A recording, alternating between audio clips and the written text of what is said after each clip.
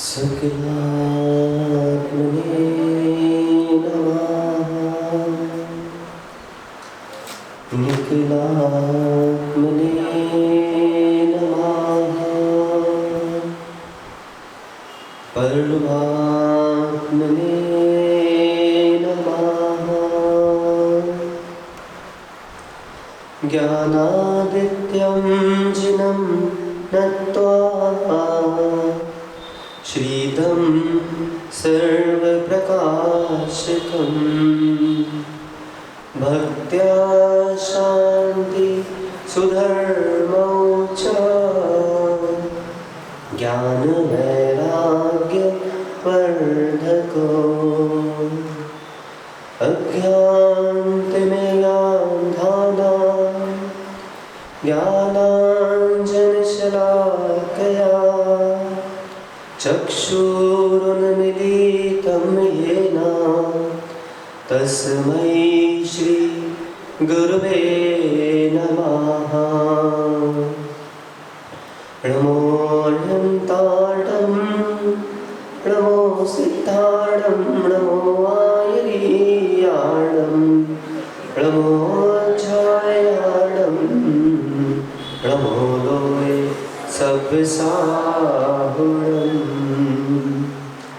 अनंतानंद परम सिद्ध भगवान की, अष्टम तीर्थेश भगवान चंद्र प्रभु स्वामी की, अंतिम तीर्थेश भगवान वर्धमान स्वामी की, परम पूजनीय आचार्य भगवान 108 श्री कुंतु सागर जी मुनि महाराज की, परम पूजनीय आचार्य गुरुवर 108 श्री विशुद्ध सागर जी मुनि महाराज की, अहिंसामय विश्व जैन धर्म की।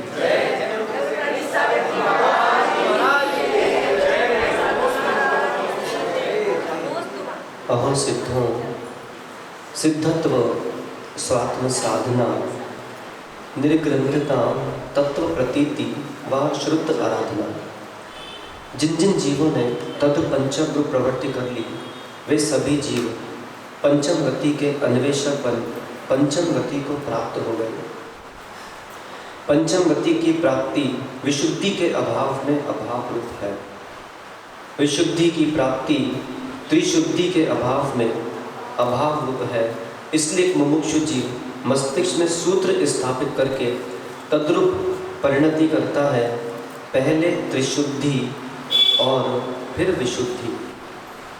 इस विशुद्धि की प्राप्ति करना है तो सर्वप्रथम जो जीव के 3 लक्ष्य हैं, उन 3 लक्ष्यों में से एक लक्ष्य निर्धारित करना होगा कि किस लक्ष्य से मुझे विशुद्धि की प्राप्ति हो रही है और किस लक्ष्य से मुझे अशुद्धि की प्राप्ति हो रही है। इस संसार में जितने भी जीव भ्रमण कर रहे हैं, सबसे पहला लक्ष्य अगर किसी का होना चाहिए है तो वो होना चाहिए सिद्धि का लक्ष्य। दूसरे वे जीव हैं जो प्रसिद्धि का लक्ष्य लेके अपना जीवन यापन कर रहे हैं, और तीसरे वे जीव हैं जो कार्य सिद्धि का लक्ष्य लेकर अपना जीवन यापन कर रहे हैं। प्रसिद्धि, सिद्धि और कार्य सिद्धि, सिद्धि प्रसिद्धि और कार्य सिद्धि। गोंदिया वालों का क्या लक्ष्य है? हाँ, सुनील भाई, कपड़ों में सिद्धि होती नहीं, दिगंबर आमना कपड़ों में सिद्धि मानती नहीं। भावो भाव है। ऐसा लगता नहीं आपको कि बहुत लंबे समय तक जो भाव करते हैं वो द्रव्य को प्राप्त नहीं कर पाते? मेरा ऐसा पिछले 10 साल का अनुभव रहा है, और कम से कम 10 साल में 5 लाख लोगों से मिल लिया, जिनमें से कई ऐसे जीव हैं जिन्होंने बहुत लंबे समय तक भाव किए कि मुझे सिद्धि की प्राप्ति करना है। अब उनके भाव परिपूर्ण रूप से क्षतिग्रस्त हो चुके हैं, क्षतिग्रस्त हो गए, लेकिन बिना भाव के धारण कर भी नहीं पाएगा। सिद्धि, प्रसिद्धि और कार्य सिद्धि हमारा जो लक्ष्य होना चाहिए है, अभी जो लक्ष्य चल रहा है वह चल रहा है कार्य सिद्धि कि प्रातः काल जब अपने शयन कक्ष से विराम ले और पुनः अपने शयन कक्ष में जाए, उसके मध्य में हम जितने भी कार्य कर रहे हैं, चाहे शुभ रूप हो चाहे अशुभ रूप हो, वो कार्य निर्विघ्न संपन्न होना चाहिए है। वही मेरे जीवन की सार्थकता है। ऐसा हम अपने जीवन की मानसिकता बना के जीवन यापन कर रहे हैं। कार्य सिद्धि वाले प्रसिद्धि को प्राप्त कर नहीं सकते। कार्य सिद्धि वाले सिद्धि को प्राप्त कर नहीं सकते हैं। इसलिए हे श्रावकों, अपने जीवन में आपको सिद्धि का लक्ष्य बनाकर चलना होगा। सिद्धि का लक्ष्य वे ही जीव प्राप्त कर पाते हैं जो अपने भावों का अन्वेषण करते हैं और दूसरे पर विश्वास करते हैं। जिनको अपने भावों का अन्वेषण करने का बोध नहीं है और जो दूसरे पर नहीं करता विश्वास, उसका नियम से होता जीवन में निराश। किसी न किसी पर आपको विश्वास करना ही होगा, परंतु ऐसा विश्वास नहीं करना कि विश्वास किया तो आपके और वह व्यक्ति जो है उसके बीच में जो विश्वास है उसमें किसी प्रकार का कोई तीसरी वस्तु नहीं होना चाहिए। अगर तीसरी वस्तु होगी तो निश्चित रूप से निराश है, और तीसरी वस्तु नहीं होगी तो निश्चित रूप से विकास है। सुभाष भाई, समझ में आ रहा है? आज जितने भी जीवों ने परस्पर में जो विश्वास किया है, उस विश्वास में जो बीच का हेतु बना है वह बना है धन। जितने भी परिणामों में संक्लिष्टता उत्पन्न हो रही है, जितना भी जीव धर्म से अपने आप को दूर कर रहा है, जितना परिवार से दूर हो गया है, संबंधों से दूर हो गया है, परस्पर में कलह हो रही है, उसका एक हेतु बनता है जिसका नाम है धन। धन। आचार्य भगवान श्री कुंतु सागर जी महाराज ग्रंथ भावत्रय फल प्रदर्शी में स्पष्ट वर्णन कर रहे हैं कि ऐसा कौन है जो भविष्य में निर्धन हो जाएगा। क्या हेतु है कि उसके पास धन होने पर भी वह शांति में जीवन यापन नहीं कर पा रहा है? वो इसलिए क्योंकि यहाँ पे जो भंग चल रहा है, व्ययम सुपात्रेण धनस्य कृत्वा हठात धनम यश्च परस्य हृत्वा। व्ययम सुपात्र धनस्य कृत्वा, जो सुपात्रों को अपना दान नहीं देता, पहला हेतु। दूसरा, हठात धनम यश्च परस्य कृत्वा, और जो दूसरे का धन को हरण कर लेता है, हीनो धनेशवान्य भवे भवेत्सा। इसमें कोई शंका करना नहीं, ये जिनवाणी के वचन है। जो सुपात्र को दान नहीं देता और दूसरे का धन हरण कर लेता है, वो भविष्य में निर्धन हो जाता है। स्पष्ट यह देखने में भी आ रहा है। और फिर भी सुपात्र को दान देने का मन नहीं कर रहा है, दूसरे का जो धन है उसको हरण करने का मन कर रहा है, तो निश्चित मान के चलो अगले भव की तैयारी नहीं करना, इसी भव में निर्धन होते मिलोगे। या तो 4-5 घर के सामने गाड़ियां आ जाएंगी, जितना धन है वो धन लेके चले जाएंगी, या तो ये होगा। या फिर अगर ऐसा कार्य नहीं किया होगा तो एक ही गाड़ी आएगी जो ऊपर सायरन लगा होगा जिसमें लिखा होगा 108, वो गाड़ी आके ले जाएगी, फिर वहाँ पे धन जाएगा। या फिर कुछ ऐसा होगा कि 4 आदमी छत से अंदर घुसेंगे या वो धन ले जाएंगे, परंतु होगा अवश्य निर्धन। तो हमको अपने जीवन में यह जो धन है, इस धन के पीछे इतनी जो आसक्ति चल रही है, इसको कैसे रोकी जाए, कैसे धन पर नियंत्रण किया जाए जिससे धन कमाने की आवश्यकता ही नहीं पड़े। एक प्रण तो पूरी समाज को कर लेना चाहिए है कि हम अपने जीवन में कभी भी साझेदारी नहीं करेंगे। मैं आपको बहुत पते की बात बता रहा हूँ, क्योंकि धन का विषय चल रहा है और सबसे अधिक जो संबंधों में विच्छेद होते हैं वो साझेदारी के कारण ही होते हैं। साझेदारी को आप अंग्रेजी में बोलते हैं पार्टनरशिप। जीवन में प्रण कर लो, कभी भी हम पार्टनरशिप डीड साइन नहीं करेंगे। और जो साझेदारी में व्यापार कर रहे हैं, आप उनको देखते चलो, बस आपके ही मित्र हैं, आपके ही भाई बंधु हैं। आने वाले समय में जिसके साथ साझेदारी की है वही जाकर बताएगा कि ये व्यक्ति ऐसा था। इसमें आप शंका करना नहीं। पहला विषय ये। दूसरा, कल हम यहाँ पे कुछ हेतु देख रहे थे कि एक वह जीव है जो धन क्रय करने के लिए बहुत पीड़ित हो रहे हैं, और एक वो जीव है जिनको ये कलाकारी है कि धन को बचाना कैसे पड़ता है। आपके पास 2 ही उपाय हैं, या तो धर्म छोड़कर बहुत अधिक धन के पीछे भागो तो धर्म छूट जाएगा, या दूसरा है कि धर्म करते रहो और जो कार्य कर रहे हैं उसी में से धन बचाते चलो। कल हमने उपाय देखे थे, मैंने आपको बताए थे, क्षुधा।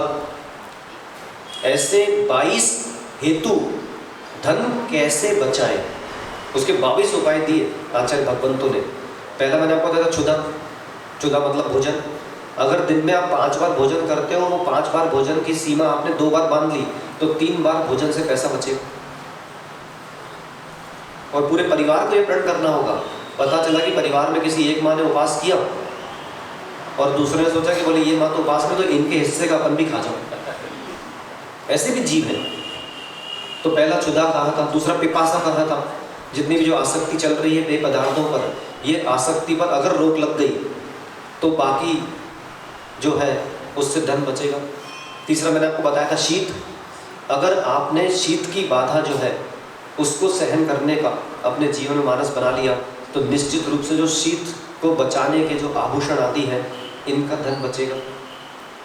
उष्ण, उष्ण अर्थात ग्रीष्म काल। उस ग्रीष्म काल में जितने भी इस तरह के यंत्रों की हमको आवश्यकता पड़ रही है, अगर आपने ग्रीष्म ताप को सहन करने का मानस बना लिया, तो निश्चित रूप से इसका धन बचेगा। आपको धन कमाने के लिए प्रयास करना ही नहीं है, धन तो आपके घर पर ही है, बस बचाना है। ऐसे धन बचता है। फिर दंशमशक। आज अगर प्रण कर लें कि हम दंशमशक को पीड़ा नहीं पहुंचाएंगे, तो कितने आप दंशमशक मारक वस्तुओं का प्रयोग करते हैं, उसका धन बचेगा। नग्नता सबसे बड़ा विषय। आज अगर सारे पुरुष ये प्रण कर लें कि हम अपना पूरा जीवन नग्न होकर यापन करेंगे, तो कितना धन बचा सकता है वो अपने पूरे जीवन में। नग्नता। अरति, कल देखा था अंतिम अरति। अरति अर्थात जितने भी ये रति भाव उत्पन्न हो रहे हैं, राग भाव, उस राग भाव के कारण ही कितना धन व्यय हो रहा है। यह रति भाव अगर जीवन में नहीं हो और अरति भाव हो, तो कितना धन बचा सकते हैं, कितना धन। अरति के बाद था स्त्री। सबसे बड़ा धन व्यय का हेतु स्त्री। आज अगर लाटा जी विवाह हो गया क्या? कितने साल हो गए?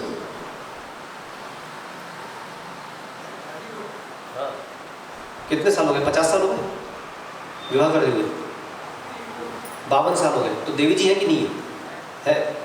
पर अच्छी बात नहीं है आपकी ये कि आप इतने 25 दिन बाद आ रहे हो। अच्छी बात नहीं है, इसको सुधार करें आप।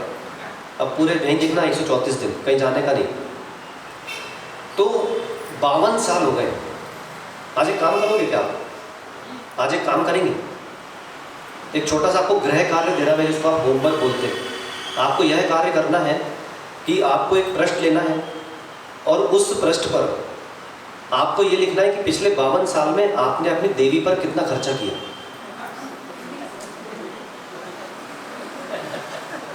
और फिर आप इसका अन्वेषण करना कि अगर ये नहीं होती तो 52 साल में इसमें मैंने जितना खर्चा किया, उतना गरीबों के लिए मैं हॉस्पिटल खोल देता, गरीबों के लिए मैं अस्पताल खोल देता, गरीबों के लिए शिक्षा खोल देता। इसलिए सौमिल भाई बच के रहो। और अभी तो यहाँ पे सौमिल ही दिख रहा है। सौमिल भाई, आज जिन्होंने 50-50 साल, 60-60 साल इन स्त्रियों को अपने जीवन में स्थान दिया है, दूर कहाँ जा रहे? सुनील से पूछ लेना, है ना, कि आज तक एक स्त्री पर। अच्छा जयंत कुमार जी, आपके विवाह को कितना समय हो गया? तो 40 साल में अंदाजन स्त्री पर कितना व्यय किया होगा आपने? एक मोटा मोटी फिर भी सुभाष जी बता सकते क्या एक हिसाब? सोनू भाई, सुनी माँ बता सकते हैं ना, इसमें कलाकार है। अरे कोई तो बताओ। संजय भैया, अध्यक्ष महोदय, इन्होंने बचत किया। बोले भाई बचत तो नहीं होगी, दहेज में आ जाता है, महीने भर लिखा था। अब भी बैठता नहीं, पहले खड़े। कितना साल हो गया विवाह में? ये बताओ 8 साल में देवी पर कितना पैसा खर्चा किया? करीब। कमल कुमार जी बताइए। ठकरानी जी गायब हो गए। ठकरानी जी कितना खर्चा किया देवी पर? नहीं लगाया, कोई बात नहीं। अभी तक आपको किसी ने गृह कार्य नहीं दिया था, अब मैं आपको गृह कार्य दे रहा हूँ। तो जितने भी पुरुष हैं वो घर जाएं और घर जाकर आज इतना लेखन कर लेना कि मैंने जब से विवाह किया है अपनी देवी पर कितना मैं व्यय कर चुका हूँ, और अगर विवाह नहीं किया होता तो यही धन आज ना जाने में कहाँ पर व्यय करता, और यहाँ पर तो केवल एक के पीछे धन का प्रयोग किया, वहाँ पर एक ही जगह करता तो कितने लोग लाभान्वित होते। इसलिए बोलता, छोड़कर देवी का हाथ, छोड़कर देवी का हाथ, पकड़ लो गुरु का हाथ, बन जाओगे तुम नाथ। स्त्री और जितने भी जिनके विवाह नहीं, स्वामी भाई, विवाह के बाद तो कम धन व्यय होता है, विवाह के पहले अगर किसी स्त्री को पकड़ लिया तो और धन होता है। इसलिए मेरे भाई किसी को पकड़ना नहीं। मैंने कहा था परसों भी कि जीवन के किसी भी क्षण में वैराग्य उमड़ सकता है, और बच के रहना भैया, कोई भी पीछे पड़ सकता है। तो स्त्री, गन्नू जी कितना लेखा जोखा किया होगा, 1 करोड़ रुपए साथ में खर्च कर, मतलब जिस व्यक्ति की योग्यता थी 1 करोड़ रुपए कहीं पर दान करके पूरे विश्व को लाभान्वित करने में, उसने 1 करोड़ योग्यता को दान करके नाश कर दिया। आप चिंतन करो, नहीं बड़ा गंभीर विषय, हंसने के विषय नहीं है। आप मात्र चिंतन करना कि मैं एक विश्व का नागरिक हूँ, और विश्व के नागरिक होने के नाते मेरा विश्व के प्रति जो योगदान होना चाहिए है, चाहे वो आर्थिक योगदान हो, चाहे वो शारीरिक योगदान हो, वो योगदान क्यों नहीं हो पा रहा है? वो योगदान इसलिए नहीं हो पा रहा क्योंकि हमने मात्र अपना जीवन एक को सौंप रखा है, और जब तक वो है एक, तब तक तुम नहीं बन पाओगे नेक।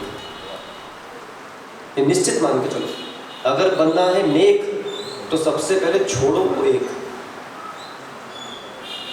छोड़ो। इसलिए रोने की आवश्यकता नहीं है कि मेरे पास धन क्यों नहीं है, रोने की ये आवश्यकता है कि मेरे पास ये क्यों है। और फिर भी वे जीव श्रेष्ठ हैं जिन्होंने विवाह किया है, और विवाह होने के बाद उनको जन्म दिया जिन्होंने कभी विवाह नहीं करेंगे। वे जीव परम धन्य हैं, और वे तो और श्रेष्ठ हैं जिन्होंने विवाह किया और विवाह करने के बाद दोनों साथ में मुक्ति वधु से विवाह करने निकल गए। उनसे बड़ा श्रेष्ठ संसार में स्त्री। इसलिए बोलता रामन भाई, बड़े संभल के रहने की आवश्यकता है, बहुत संभल के रहने की आवश्यकता है। अपनी बुद्धि से अब जीवन जीना बंद करना पड़ेगा। मत जियो अपनी बुद्धि से। आगे देखो, भूल जाता हूं इसलिए मैं बार बार लाता हूं इसको। मत जियो अपनी बुद्धि से, नहीं मिल पाओगे विशुद्धि से। मत जियो अपनी बुद्धि से। तो यह जो धन का बहुत अधिक व्यय हो रहा है, इस धन के पीछे परिणाम संश्लिष्टता करने की आवश्यकता नहीं है। इस स्त्री को संभालो। आज पूरी स्त्रियां जितनी भी हैं, माताएं हैं, आज पूरे विश्व भर की माताएं सुन रही हैं मुझे, उन माताओं से कहना है कि अब जीवन भर का उनको प्रण ले लेना ही चाहिए है कि अब पुरुष से किसी प्रकार की मांग नहीं करेंगे। जितना जीवन में वस्त्र है, जितना आभूषण है, उसी में अपना पूरा जीवन यापन करेंगे। कर सकते हैं ऐसा प्रण? कर सकते हैं माताओं? गोंदिया की माताओं, आज ऐसा प्रण कर लो कि अब अपने पुरुष से कम 2 मांगे तो नहीं करेंगे। पहला वस्त्र और दूसरा आभूषण। देखो पुरुषों, तुम्हारी पापिन देवियों को किसी के मस्तिष्क में भाव नहीं आ पा रहे हैं। कर सकते क्या? बहुत कठिन है। शुद्ध पता चल रहा है कि जिनालय आना और एक थाली से दूसरे थाली में चावल फेंकना, ये शुद्ध ढोंग है। घर जाके एक बार इसका अवश्य मानस बनाना कि आज अगर हम पुरुष को इस विषय में रोक लगा देंगे कि आप हमारे लिए धन खर्च मत करो, तो उस धन का भविष्य में कितना प्रयोग जीव कर सकता है। एक बार चिंतन करना बस घर जाके। स्त्री, चर्या। अगला जो विषय है वह है चर्या। आज अगर एक ग्रस्त चर्या पर दृष्टिपात कर लेता है तो वह धन का संग्रह कर सकता है, अन्य उसको धन के प्रति संक्लिष्टता करने की आवश्यकता नहीं है। धन्य हो दिगंबर मुनिराज जिनकी जो चर्या होती है वह चर्या होती है जो ईर्यापद से चलते हैं। चर्या में हमको विषय ग्रहण करना है ईर्यापद। ईर्यापद मतलब जो नंगे पैर भ्रमण करते हैं।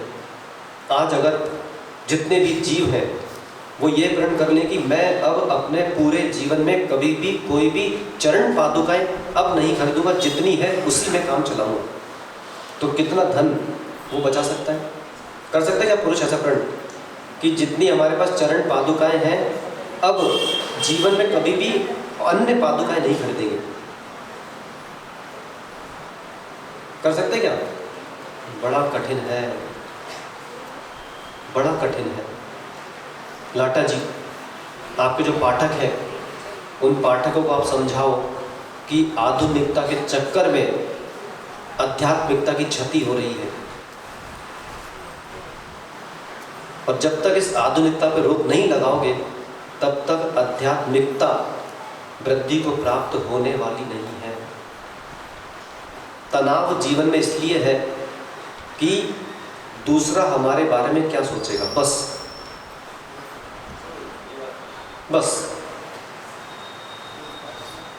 तेरे जीवन में है इसलिए लोचा कि दूसरे ने मेरे बारे में क्या सोचा,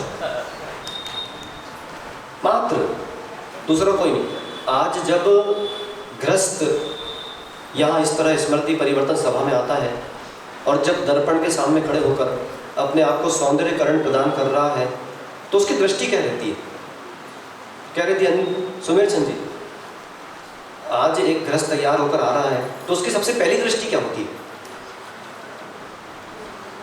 क्या रहती है कि रास्ते में हम जब निकलेंगे, हम वहाँ जा रहे हैं तो आज ये पहनना चाहिए, हम कैसा दिखें, लोग हमारे बारे में क्या सोचेंगे, ये दृष्टि रहती है।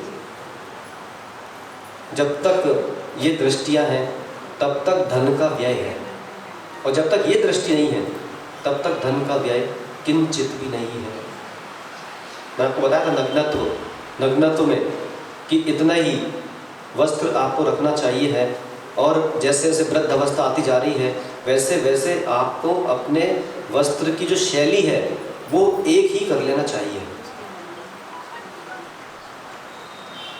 अगर वस्त्र की शैली आपकी एक काल में आकर एक नहीं हुई तो परिणामों में संक्लिष्टता और काम वासना का हिरास कभी हो ही नहीं सकता, रहेगा, निश्चित रूप से रहेगा। तो जो चर्या है, इस चर्या में, और वैसे भी आपको बता दूं, अगर चाहते कि डॉक्टरों के यहाँ नहीं जाना है तो बिना चरण पादुकाओं के चलना चालू करें।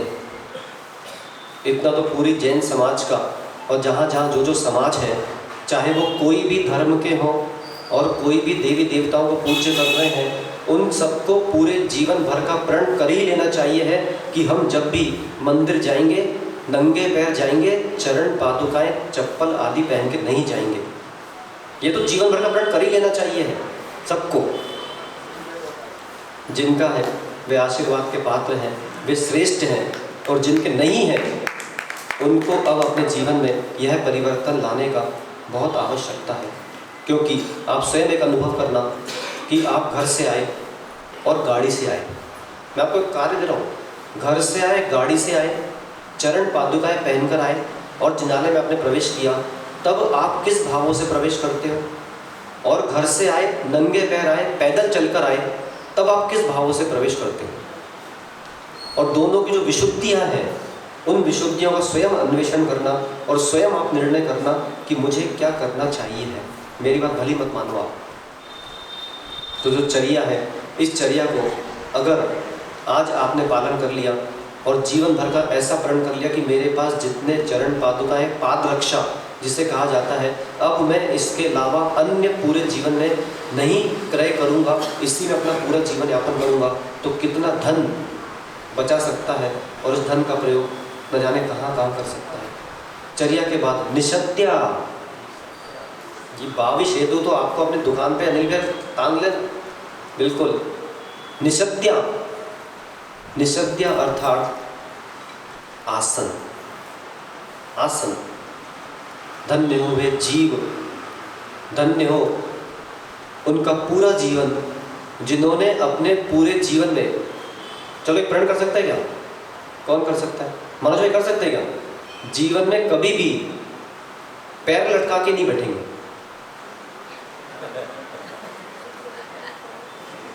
कठिन है। धन्य हो ऐसे दिगंबर मुनिराज, जिनका जीवन भर का प्रण होता है कि वो इस तरह जैसे भगवान है उस तरह सुख आसन में पालती मार के बैठेंगे। आज जितनी भी यह जो स्वास्थ्य की प्रतिकूलताएं हो रही हैं और स्वास्थ्य प्रतिकूल हुए हैं, ये उसका फल है कि हमको पैर लटका के कुर्सियों पर बैठना पड़ता है। आज भी कई ऐसे जीव हैं ग्रामीण क्षेत्रों में जिनको पता ही नहीं कि कुर्सी होती क्या है, आज भी वो नीचे बैठते हैं। तो एक हमारा जो घर है, उन घरों में इतने ज़्यादा सोफ़ा, न जाने कौन कौन से प्रकार की कुर्सियाँ, और एक वो बैठा वो ऐसा चलता है ना, क्या बोलते हैं, काउच, जो झूला जैसा रहता है। हाँ, तो ऐसा काउच जैसा वो झूला, अब उस पर बैठे बाबूजी और बढ़िया आराम फरमा रहे हैं। ये इस तरह के जो वस्तुएं हैं, इन वस्तुओं में कितना धन खर्चा किया, कितना धन खर्चा किया। आज अगर इस तरह जैसा अभी बैठा है पूरे जीवन भर बैठने का प्रण कर ले, तो आने वाले समय में कितना धन बचा सकता है। आप देखो धन कहाँ कहाँ से बच रहे हैं और कहाँ कहाँ पे हमारे जा रहे हैं। ये पूरा जो धन व्यय हो रहा है, इसका मात्र ऐसा एक ही हेतु चलता है, आधुनिकता, और दूसरे ने ऐसा किया तो हमको भी वैसा करना है। तो हे श्रावकों, यह जो घरों में इसका बोलते हैं इंटीरियर डिज़ाइनिंग, आंतरिक सौंदर्यीकरण को स्थान दे दिया है, इसमें कितने धन का व्यय चल रहा है। उसी धन का प्रयोग अगर ऐसी जगह करते जिनके पास बैठने के लिए एक बेचारा गद्दा, रात को सोने के लिए गद्दा नहीं है उनके पास, बैठने के बेचारी कुर्सी नहीं है और नीचे कंकड़ों पे बैठ रहे हैं, अपने घर में 2 सोफ़ा सेट कम करके उनको बेचारों को कुर्सी दियाते, तो जीवन भर अपने को स्मरण करते। चलिए निश्चिंत। अगला शैया। शैया, शैया मतलब होता है शयन स्थान। आज अगर एक जीव चाहे तो अपने शयन कक्ष को इतना व्यवस्थित बना के रख सकता है कि उससे जो शयन करने के लिए जितने भी वस्तुओं की आवश्यकता पड़ रही है, उनसे कितना धन बचा के रख सकता है। बड़े बड़े डनलप के गद्दे, बड़े बड़े आलीशान पलंग, इसमें कितना धन आपने खर्चा कर दिया। धन्य हुए दिगंबर मुनिराज, जिनका जीवन भर गद्दा तकिया पे सोने का त्याग रहता है। सोचो आप, या तो भूमि शयन करते हैं या काष्ठ के पाटे पे शयन करते हैं। चलो इसका विषय है शैया का, तो एक प्रण कर सकते हैं क्या ठकरानी जी? तो हफ्ते में कम से कम एक दिन भूमि शयन करेंगे, जमीन पे सोएंगे, चटाई पर।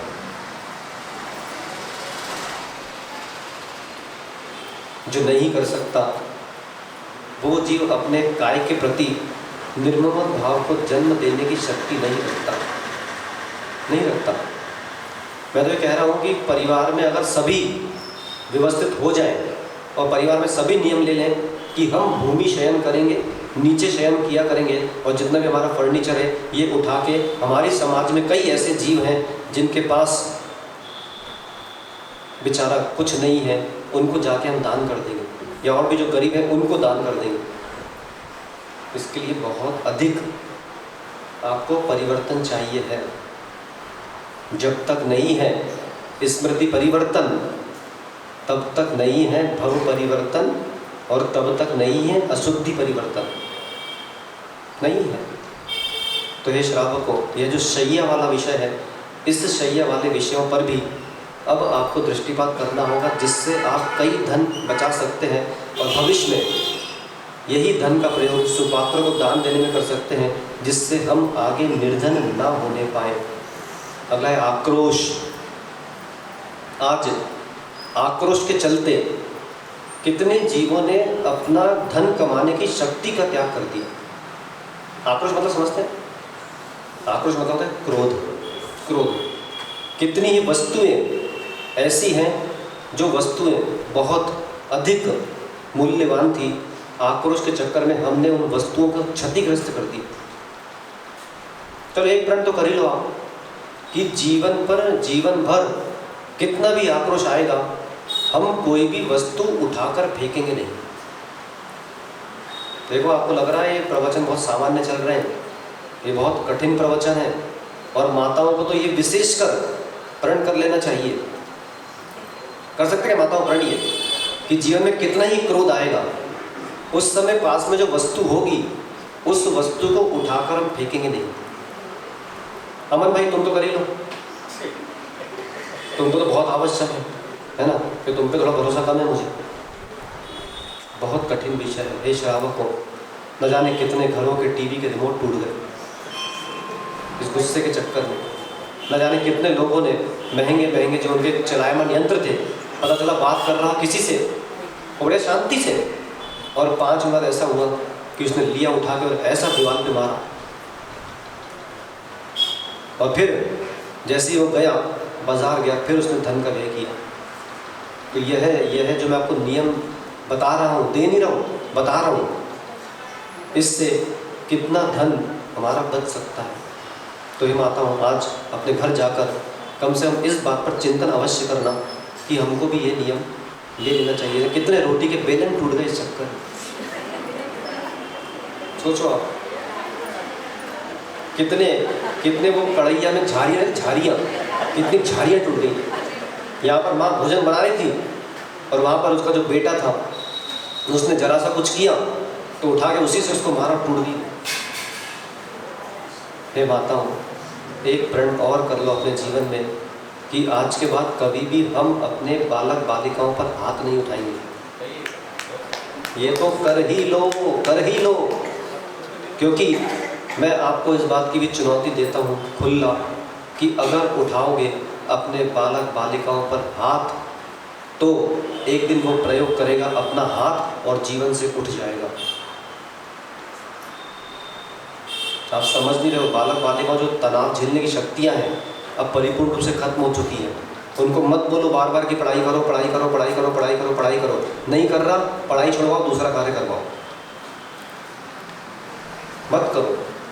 या तो बोलते बोलते आप चढ़ जाओगे ऊपर या फिर वो चढ़ जाएगा, दोनों में से कोई ना कोई तो अवश्य चढ़ेगा।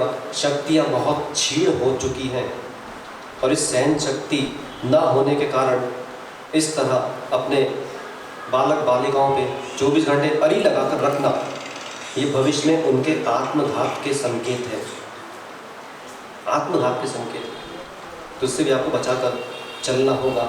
ऐसा यह जो आक्रोश विषय है, इस आक्रोश में अगर एक पुरुष एक माँ जीवन भर का प्रण कर लें कि हम अपने जीवन में क्रोध को स्थान नहीं देंगे, तो उसकी अंतरंग की योग्यता शक्ति बढ़ सकती है, चिंतन शक्ति बढ़ सकती है, नई नई योजनाएं, नई उसके अंतरंग में विचारधाराएं आकर वो उतना ही धन कमा सकता है। धन का हिरास करने वाला अगर कोई है तो उसका नाम है आक्रोश।